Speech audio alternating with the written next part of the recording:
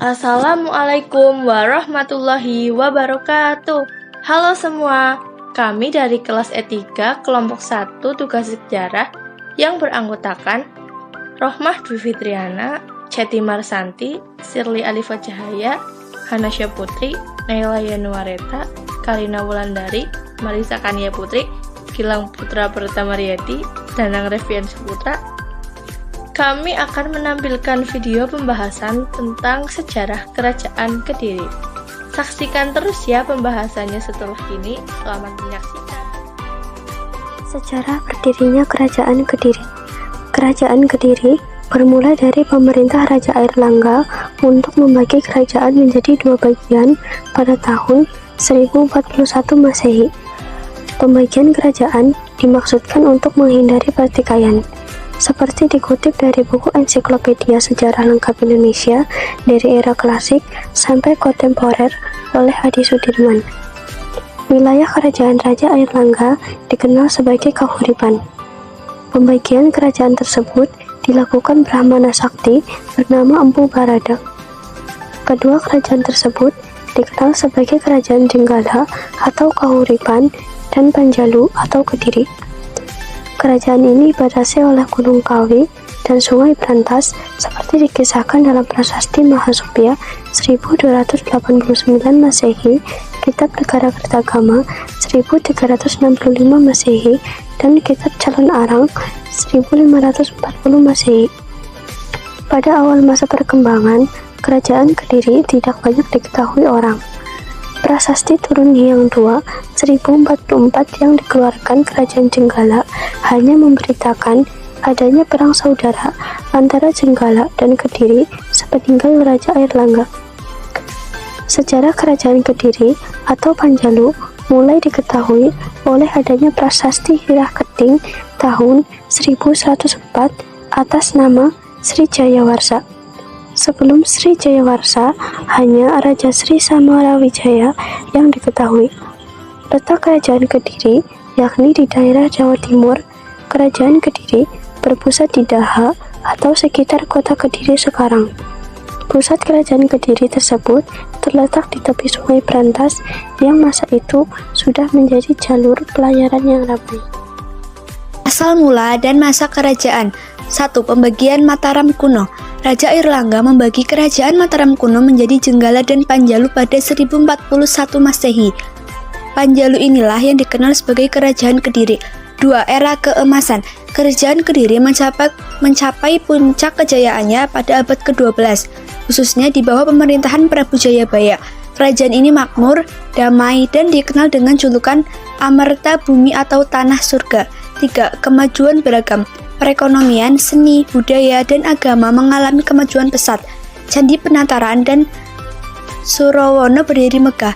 Kitab Sutasoma diciptakan dan agama Hindu-Buddha berkembang harmonis. Masa kejayaan. Prabu Jayabaya adalah raja yang bijaksana dan adil. Ia memerintah kerajaan Kediri dengan penuh kebijaksanaan. Pada masa pemerintahan Prabu Jayabaya, kerajaan Kediri mengalami kemajuan dalam bidang ekonomi, budaya, dan agama. Kerajaan Kediri memiliki wilayah yang luas dari Jawa Timur hingga Jawa Tengah. Kerajaan Kediri juga dikenal sebagai pusat seni dan budaya. Banyak juga karya sastra dan seni yang dihasilkan pada masa ini, seperti Kitab Sutasoma, Candi Penataran, dan Candi Surawana. Penyebab runtuhnya Kerajaan Kediri. Peperangan antara Kerajaan Panjalu dengan Kerajaan Jenggala masih terus berlanjut hingga kurang lebih 60 tahun.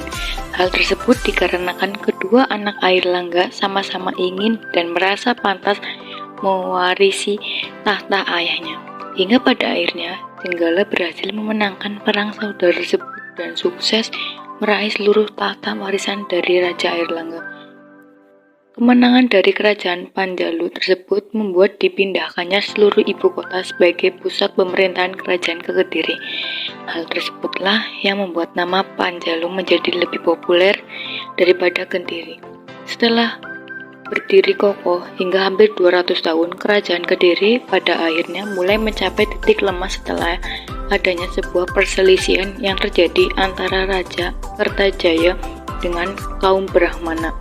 Sri Maharaja Kertajaya merupakan raja yang memimpin sejak 1194 sampai 1422. Ia adalah sosok raja yang terkenal sangat kejam dan jahat. Ia juga mengklaim bahwa dirinya adalah jelmaan dari seorang dewa. Di masa kekuasaannya, ia memaksa kaum Brahmana untuk menyembahnya dan berkata bahwa hanya Dewa Siwa yang bisa mengalahkannya. Kekejaman dari Raja Kertajaya terlihat dengan jelas ketika ia tanpa ragu menyiksa kaum Brahmana yang memilih untuk menolak perintah untuk menyembahnya.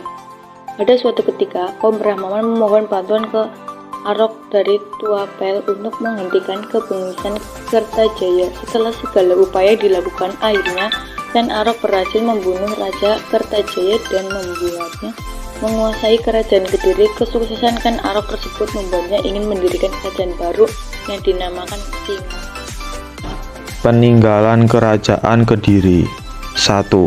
Prasasti Sirah Keting tahun 1140 Masehi.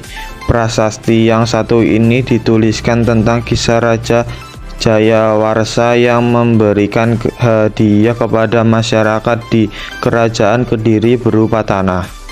2. Prasasti Ngantang tahun 1135 Masehi. Berisi sebuah cerita mengenai Raja Jayabaya yang memberikan hadiah kepada masyarakat di desa Ngatang berupa sebinang tanah bebas pajak. 3. Prasasti Jaring tahun 1181 Masehi. Isi dari Prasasti Jaring ialah cerita mengenai Raja Gandra yang membuat dan berikan nama dan sejumlah hewan seperti tikus hingga kerbau.